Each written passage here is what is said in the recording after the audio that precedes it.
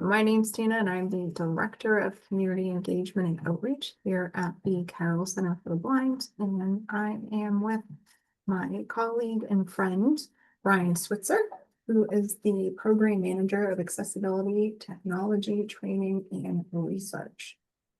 It's a very long title. And so our hope is that today you eat lunch with us, you are relaxed, you are learning, and of course, just asking us anything that's on your mind. This is a fun activity, lunch break. We hope that it's interactive. We hope that it meets your needs. And, we really want this to be fun and interactive training. For anyone who is on the call, who is looking for ACVREP credits, today's entrance code is TASK. That's TASK, TASK. If you do not know what ACVREP credit is, then don't worry about it. You likely do not need it. We will give you an exit code at the end. And at the end of this training, if you will send me or Brian an email, Julie will also be sending out a follow-up with a recording of today's event, just in case you need it. You can send any of us an email by the end of this week, letting us know that you are in need of those credits. And so without further ado, unless anybody has any questions, we are going to start the Desk for Success PowerPoint. So up on the slide, it says our goals for today is that it is our hope that at the end of this presentation, you have a better understanding of techniques that can be implemented in order to support individuals in the workplace with a desk that is set up for success. We also hope that there is an increase in comfort around making suggestions in the 4 main content areas when working with others. We will present those 4 areas to you in just a moment. We know that other folks who are accessing this today may be consumers themselves who are looking for their own personal tips and tricks for setting their desk up for success. And we're excited to have everybody with us today, anybody who's looking for this training. Our agenda today is fairly simple, right? It's lunchtime. We can only do so much. We are looking at 4 main areas of setting up that desk for success, and that is technology, the area of low vision, the area of personal management, and the area of mobility and movement. And so without further ado, I'm going to pass it over to Brian so he can chat with you about areas of, sorry about that, setting your area up for success in terms of technology. Go for it, Brian. Thanks, Tina. Yeah, just a little bit of background. I think it's really important where you have a home office or you're in a regular office, in a cubicle, or at your local Starbucks, wherever you do your work, that's set up in a way that works well for you. This is true for people who are typically sighted, but it's especially true for those of us who are blind, low vision, have any kind of visual challenges. Even those who might not meet the requirement for legal blindness, may want to think about how their debt is set up in a way that makes sense for them, and the work that they're doing, the visual task that they're doing, or non-visual task that they're doing. So when we talk about technology, there's several ways that you can set up your desk to make it the most easy to use for you. If your keyboards are essential, there's a number of different ways that you can approach a keyboard. Some people choose to have a mechanical keyboard that works especially well for those who are touch typing. The spacing and the travel, and I can talk all day about keyboard mechanics and use terminology that you probably will forget after this session. But is really important. They're the reason why writers and authors and the and professional people who write all the time are using mechanical keyboards and not your typical laptop keyboard. The typical laptop keyboard is designed to be sleek and slim and look flashy and be practical when you're transporting it around. It's less about actually being able to type for long periods of time and being able to do work tasks that involve typing. In addition to mechanical keyboards, some people choose to use a docking station, which make it easier to plot the laptop in and out, and you can also have your mechanical keyboard plugged into that docking station, make it easy for you. Some people might benefit from a low vision keyboard if you're someone who still has a fair amount of sight and you like being able to look at the keys while you type. Um, that is a possibility as well. Although we generally try and get everyone to touch type. It's the most efficient way to type. Sighted, non-sighted, low vision, you name it, touch typing is the way to go. The second kind of area was explored using a real microphone, great audio for everyone around you, and being able to access your or being able to access Zoom meetings and web conferencing, anything that involves audio. It's super helpful to have a microphone. Some computer microphones are good. It's always good to try out, test it out, and see where or not it actually works for you. Sometimes you might need a standalone microphone. Uh, for me, I use a headset. You probably, if you can see, I got a pair of headphones along with a microphone, and it's all compact into one headset. That's the way I like to go. It makes everything super sweet and easy. So why should we wear headphones and earbuds? For those of us who are using things like Fusion or JAWS or NVDA to complete our work task, that audio is being outputted. I have colleagues who that's totally fine. They work in an office and in a setting where they and should let their JAWS and screen reader play out loud. Some of might work with more sensitive information. If you're working with more sensitive information, you might not want everyone around you to be able to hear that information. Or you might work in an environment where there's a lot of people around. Um, you know, even my loved one, they hate hearing screen readers, so I try and be mindful of that. They don't like the garbly robotic voice coming out of the computer. Another piece of advice is using a large monitor that worked well for a lot of people who still have some usable vision. It's really important that you get the right side monitor. Um, for some people, it might be larger, and that allowed for a bigger viewing area, especially if you're someone who uses a magnification program. As you zoom in, the resolution shrinks and the viewing area shrinks. So when you have a monitor, you're able to increase the viewing area as you magnify in. Um, Although be mindful that sometimes it can be too big too. You want to try and minimize the amount of scanning that you have to do as you're doing your work. That monitor should also be a certain distance away from you based on your own diagnosis and your own visual,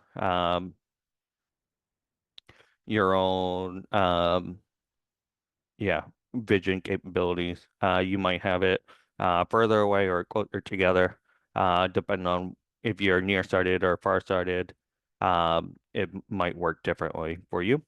For most people, you want it slightly raised up.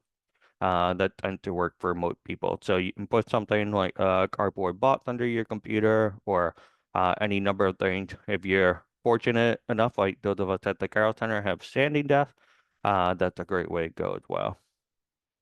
Uh, and the last thing I'll talk about is CCTVs. The great way for a lot of people to be able to access paperwork. or material that they need to use for their workplace.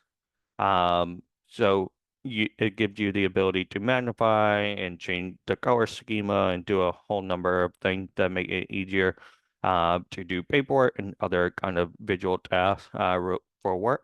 One thing to keep in mind is that you're probably going to be accessing it pretty often. So you want it in an area on the desk that's easily accessible so that you can quickly roll paperwork under there and complete your job task in a way that's very efficient. Sometimes it might require having a larger desk so that you can fit the space as well. So that's something to keep in mind. A lot of these things are great. They are going to take up more space on your desk as you set them up. And with that, I'll turn it back to Tina to talk about low vision.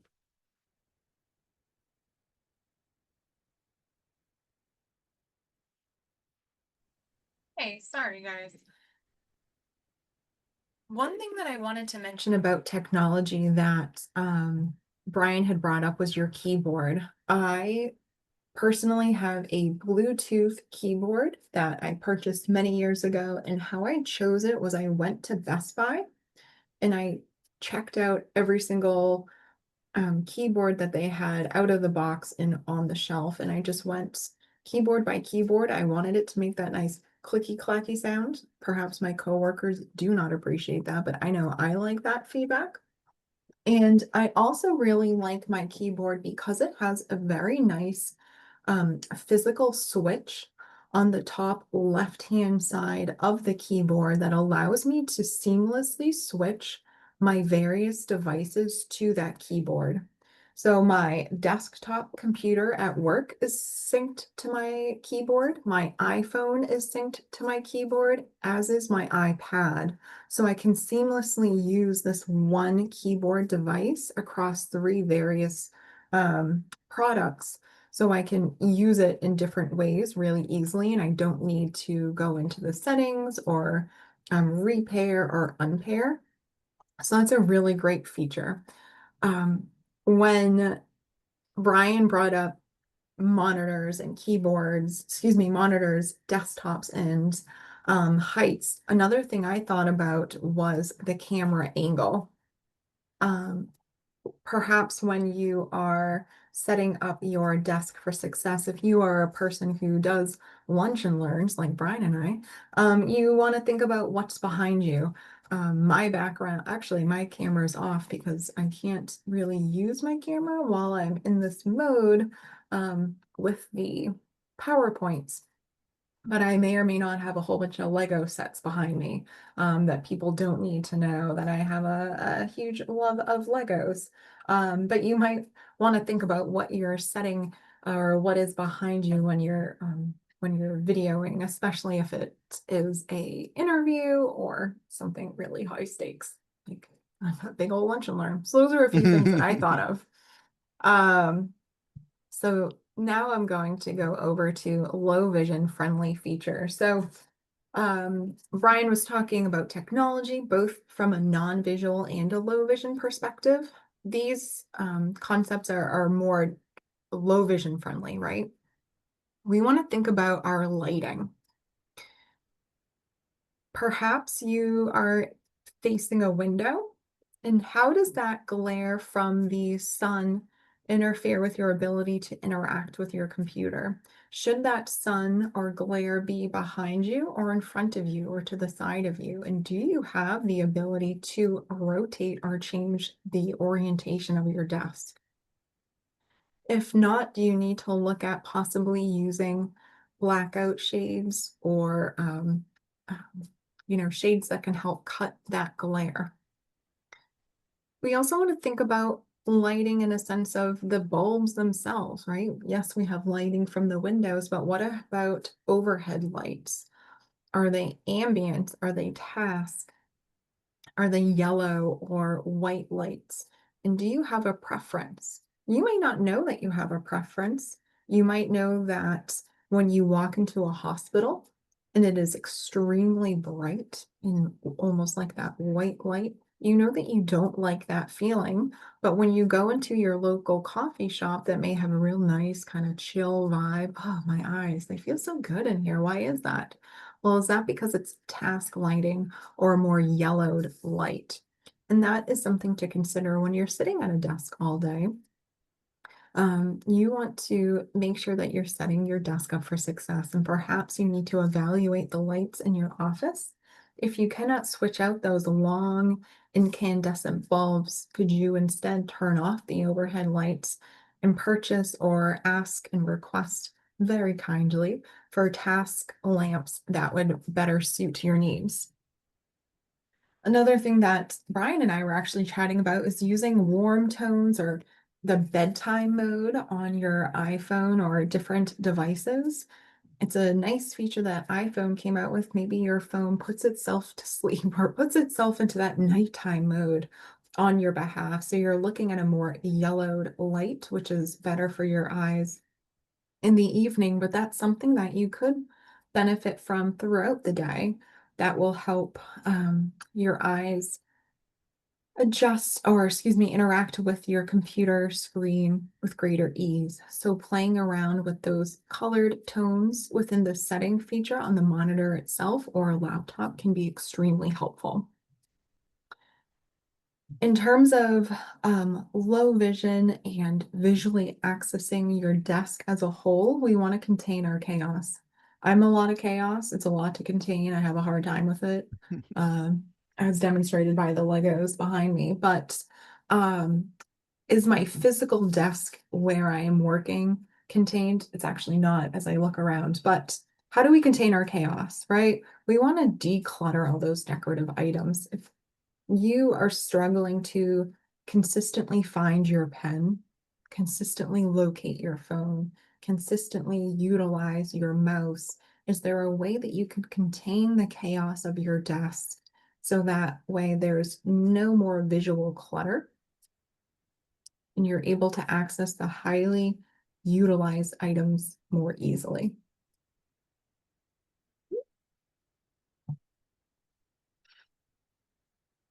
Um, when we're thinking about containing our chaos, we can also think about using covered um, boxes with lids, some drawers, if you have drawers in your desk, or using different mugs to organize our different pens or chapsticks if you're like me, all over your desk. The other way to help contain your chaos and improve the overall visual clutter is by adding some contrast. I think for those who are in the meeting who utilize a mouse, whether that's a Bluetooth or a wired mouse with your devices, very often those are dark or black in color. And by having a black mouse pad, you are not providing yourself with a lot of contrast. So could you look at perhaps getting an orange mouse pad to help you identify that with greater ease? Could you have different bins or boxes or mugs that are different colors to better enhance the, locating them? Um, you know, I feel like there's a real lot to be said around contrast. If you're not sure what works best for you, lay down some pieces of construction paper, black, red, yellow, orange, and see which ones work best for you. It's a really simple way to just see um, how the products that you use can best be highlighted for you. When you were talking about containing your chaos, I think about coffee mugs. I Mm. recently purchased a Walla coffee mug, and it's amazing because even if you knock it over, the coffee doesn't spill anywhere. Um, and as you think about clutter, be mindful of the things that you have towards the front that you could easily knock over as you reach for things in the back. So one of the things I do with my coffee mug is sometimes I'll put it on a table next to me rather than on the desk itself. So it's out of the way. I'm not likely to accidentally knock it over or anything. Those are two really great ideas. I think also for the coffee itself, is putting it as far away from you if it's not on a separate desk because you don't have enough space, is putting it almost against the wall. So if you do knock it and hit it, it's hitting against the wall and it's not going to fall towards you or possibly from side to side. So let's see, what is our next slide is personal management. That's me as well. Brian, did you have any other things to add to our low vision portion before I do move on to personal management? Um, no, I think you covered it pretty well. Cool. All right. Personal management, my favorite area. If you don't know me, I taught personal management for like 10 years. I'm all about it. Um, I love the idea of having a just in case drawer. I used to speak about this as your just in case or emergency kit. Um, but it really lends itself nicely to the idea of having a desk that is set up for success. Um, very often folks may keep an emergency kit in the trunk of their car. And they think, oh, if it's a rainy day, well, I have an umbrella in there. Oh, there's an extra pair of socks in there. But what about the person who's utilizing rideshare or public transportation? You too need to have access to those one-off things just in case. So some of my favorite items to recommend would be a Tide to go pen. I also like shout wipes a little bit better, as my personal preference. But two things to help remove stains when they happen in the moment. You know, Brian brought up coffee. Coffee stains happen to everybody all the time, every day. So no, Brian happens to Brian, happens to me all the time. I just borrowed my coworker Isabel's Tide to Go pen a couple days ago. Happens to everybody. So having a Tide to Go pen, I was all out of shout wipes because I use them so frequently. You need a just in case drawer. Another good one is safety pins. Safety pins can be used in many different ways. Perhaps you did spill some coffee on your shirt. You had your Tide to Go pen because you were prepared, but you want to label that stain just in case. So you can use Be My Eyes or other apps to make sure that after that shirt is washed and dried, it's fully laundered, that stain did come out.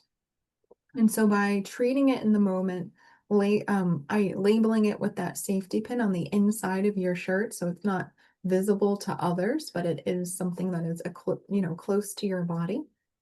You can label that stain and identify it, or identify if it's truly gone or not in the future after you launder it. Safety pins are great in case a button pops off, something rips, something gets ruined. They're a great thing. I also love baby wipes. Baby wipes are not just for babies, they're for us when we go out to eat. We get a little too messy. Um, You you, know, it you saved spill. me a number of times with baby wipes. I do have a young son, so I always have baby wipes in my bag, and they're helpful for all of us. If you do spill that coffee on your desk, you're able to clean it. I like them because they are not chemical based, so you can use them on many different surfaces and for many different things.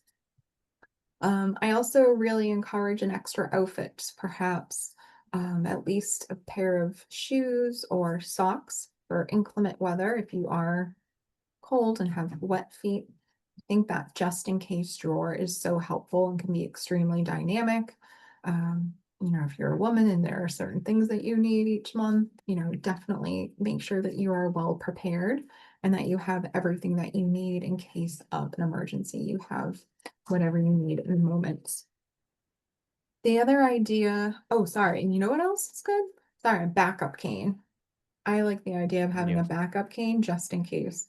I knew I had another one. Haha, and it was that. In terms of labeling and layering, we want to think about labeling our drawers, whether it be through tactile means, high contrast markers, or perhaps audio labeling stickers. If you've ever utilized a talking label wand or a pen friend, there are many ways to help label and down the road identify those paper files. Paper files for both those with low or no vision As much as we love our technology and more digital files, there are certain things that will continue to be printed and need to be kept on file. And so having a way to label those folders will help you feel really confident, identify them really efficiently, and just demonstrate a sense of real competence that nothing will stop you. It doesn't matter if it's digital or paper, you too have access to those different files with ease. And so I mentioned the talking label ones are pen friends. QR codes are a huge thing nowadays that you can utilize in a lot of different ways. There are websites that will auto generate, so you can print out large sheets, so you can pre-record your own labels on QR codes. So you can use that on paper files. And of course, you could use Braille or high contrast markers. We could also think about using drawer dividers and using consistent systems. So if you always put something in the second folder from the front, that is the most important documents, your, I don't know, the high security files for your job, you want to always keep that in place. And perhaps you have a little note someplace else on your computer so you can continue to access your labeling system in an efficient way just for you.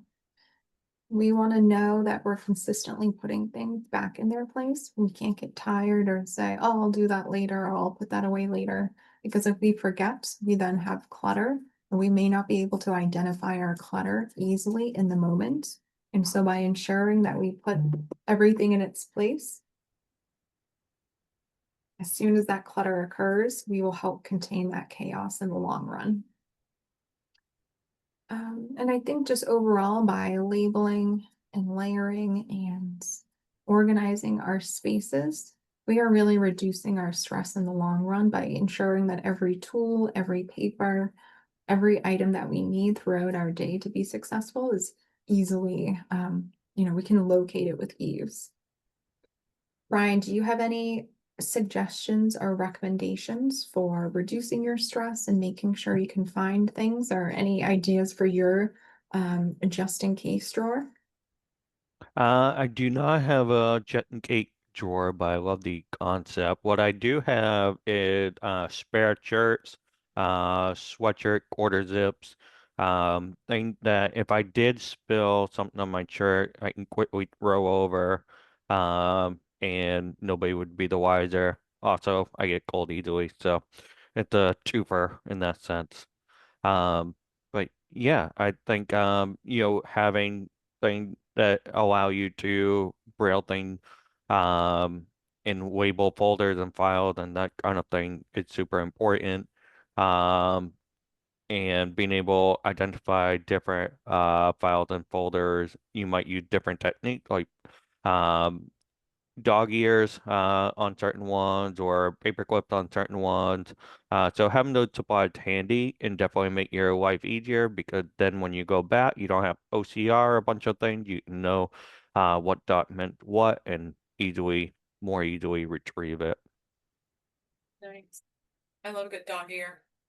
All right, let's see. I'm going over to our next slide, which is titled Mobility of Movement. Go for it, Brian. Oh, Awesome.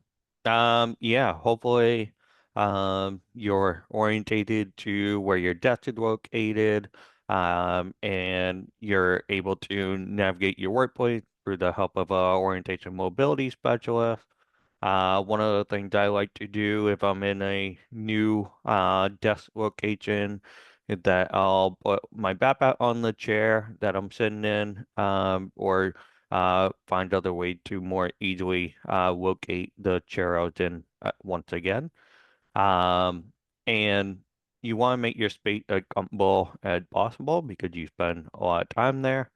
Um, for me, I have like three different offices that I use on a weekly basis. So, making sure that space is as comfortable as possible is super important to me.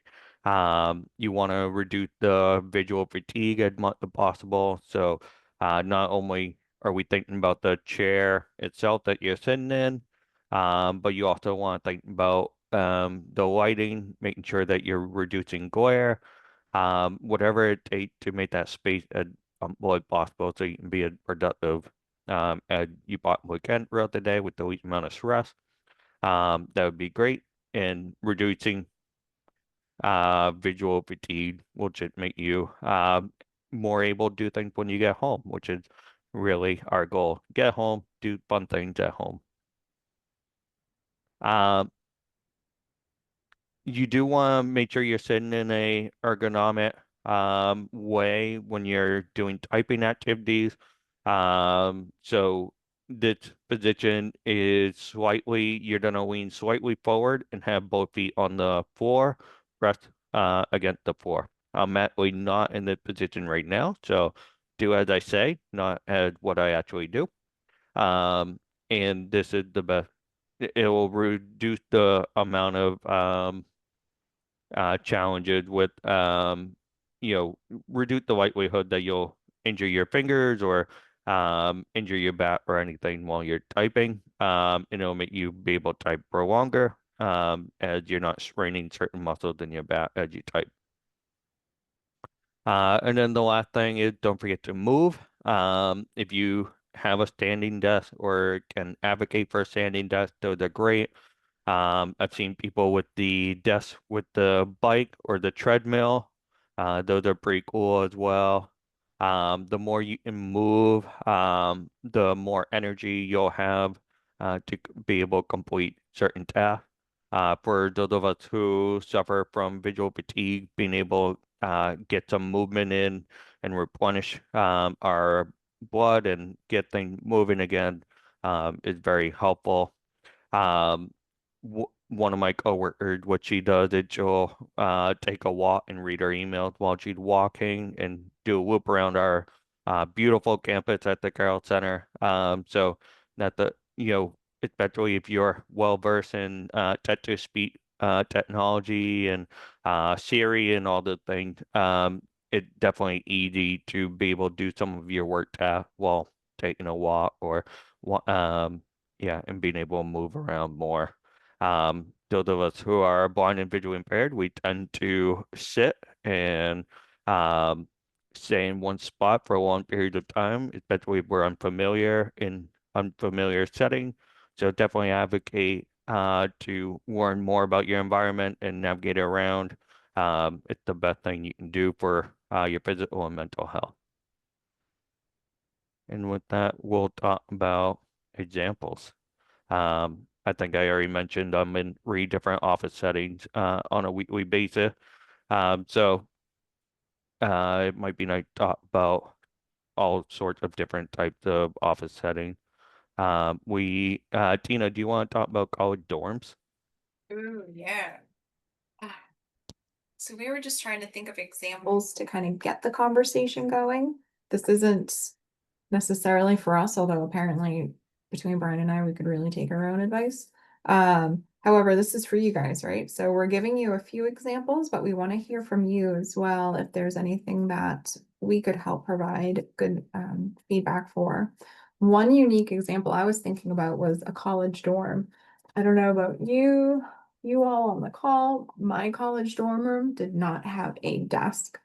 So there was no setting up my desk for success. All of my work was done sitting in my bed, trying to type in that way. And so, how do we encourage folks who are in college to set themselves up for success? Do we bring in a desk? Maybe my college was just growth, or like we didn't have desks. I feel like that was an oversight on their part, but do you need a desk? And if you are a college student with low vision and you have that CCTV, you have a lot of equipment, you need to advocate to set yourself up for success. If not, you may be in the library. And what does the library look like? Are you a mobile technology user or do you need to be a desk-bound technology user? Right? There is a difference. We live in a very mobile, fluid world where folks are plugging in and unplugging and moving around. But for some users of certain technologies, you need to be more stationary and working in one location. And so when we think about college, very often we think libraries and that dorm room. So setting someone up for success could be having their own room, having more space, or having a larger desk with those really necessary task lamps. Brian, talk to us about your home office. How do you set yourself up for success at home? Yeah, I'm in my home office right now. I got my comfy chair. I got my laptop in front of me, um, with the keyboard. I have a braille display to my left. There's a Yeah, I won't say much about lighting. I mostly have lighting for you guys because I'm very kind. Um, yeah, I do typically have the lights on in my office, just so visitors come by and say hi and don't feel ostracized. Um, I like to organize my files and folders in different areas. That's super helpful. If you have a bunch of drawers, you can have one drawer for certain related to certain you can have a drawer for budget. You can have a drawer for candidates or clients, or so you can separate things out by location in addition to all the things we've been talking about before. I do think a lot about water and the space that I need. So I will organize my space in a certain way so that I'm not knocking things over and destroying things that I try and do grab for different items. Um, yeah, I think one really cool feature of JAWS is being able that face in view feature. So even if you're blind or low vision and you're not sure if your camera is angled the right way, and you're like me and you travel with your laptop all the time, and so you have to make sure the camera facing the way it should. You can toggle that feature on, and it'll tell you where or not you're centered in the camera, which is super helpful. Um, I generally don't do work in a coffee shop, but I know Tina the coffeeaholic, so I'm not sure if you have any advice around coffee shops. If I do go to a coffee shop, I want it to be one that plays light or really smooth music. I don't want any heavy, loud music because that interrupts my I don't know, my mood, my workflow. I do like one that is not too crowded and that has a table that's large enough for me to spread out my laptop. I usually will have my laptop and my iPad with me, so I have two screens available. I have a really hard time working on a single screen. When I'm at home, my home office has both my laptop and a desktop with a large monitor plugged in. And then I do have that Bluetooth keyboard with my phone, so I almost have two keyboards and three screens going simultaneously. Coffee shops are great, but they do cause a lot more spills to occur just because it's not that large of a table. People are walking by, people knock into your table, and things happen. So even if you have all the best intentions and a really great setup, sometimes it's the other person with that really big backpack that knocks into your coffee and will tip it over. So be mindful if you have those very expensive Braille devices with you. Not that a laptop's not expensive, but Braille devices are so much more so. And being mindful that you can have all the best ideas, but it's another person who ruins your setup. Um, so I'm going to, um, hang on a second, what time is it? Okay. I am going to go to a few resources that we have on campus regarding setting up a desk for success before we then open it up to you all to tell us about your desk, any success or struggles that you're currently facing so we can work through it together. One resource that I really want to highlight that we do here at the Carroll Center is something called VIEW, or Vision Use and Employment. Our Vision Use and Employment program is really a job retention program, and it's designed to really assist the person who is struggling on the job. Perhaps their vision has changed or their job responsibilities could have changed. And we want to make sure that we provide you with the confidence that you need to continue to be successful. And so we will come into your workspace, obviously with your permission, to help evaluate and set you up for success. It could be with that task lighting or making recommendations for computer programs, um, different contrasts, or a CCTV. It is for Massachusetts consumers only. We're totally open to collaborating with you if you're a local state to Massachusetts, but because we want to come and see you in your workplace, it should be within driving distance or not too far away from the Carroll Center. Um, And we also have our job market preparation programs. We've had our job market prep program, we've been running it for many years. And that one that I'm speaking of was called our job market prep on the job. And we've been running this for years, like I said, and it was really designed to provide the consumer who is newer to vision loss a kind of that carryover from a programming perspective. Very often they were graduates of our job readiness program that provided them with the comprehensive skills needed to regain or re-enter the workforce. And sometimes they would come back to us and say, you know what, I know I have all the skills, but man, I am so out of practice. And I really need to refresh my resume. I would love some new experiences to add to my resume. And we would help them get a job in that internship placement so they could practice the skills that they learned with us in our job readiness programs on the job, and we could help kind of bridge the gap from classroom to the work site. But we noticed that there was a gap there. And one of the things that we weren't hitting on as much as we would have liked to have seen was something called the search and soft skills.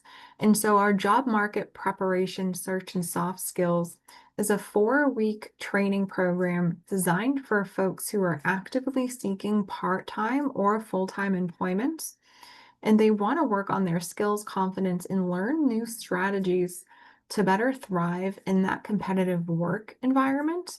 And we're looking at working with individuals who already have those technology skills in place in terms of accessing Microsoft Office, email, navigating the web. And instead, we're focusing more on refining job search skills, networking skills, those Zoom-based calls like Brian and I were mentioning, using your the Zoom features and your camera well, building that professional portfolio and entering interviews with confidence. And so that's what that other program is more designed to hit those needs as well. So those are 3 programs that we wanted to mention. If this Desk for Success idea, concepts really resonates with you, if you want to learn more, please reach out to Brian or I so we can answer some of your questions.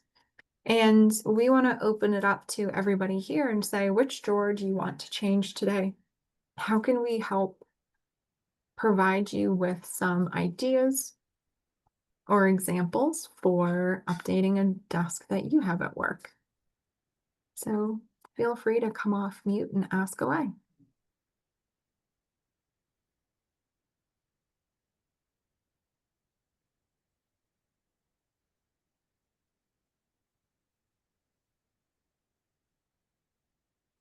Whoa, everybody's desk is perfect? Get, oh, wow, all right.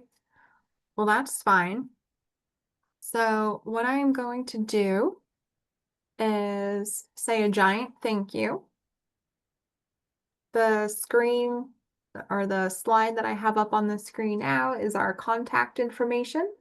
I can also drop our emails into the um, chat if you would like.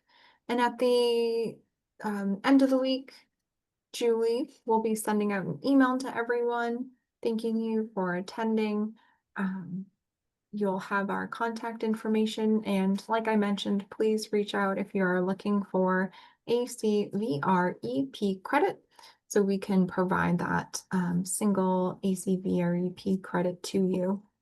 I'm going to hit stop share now.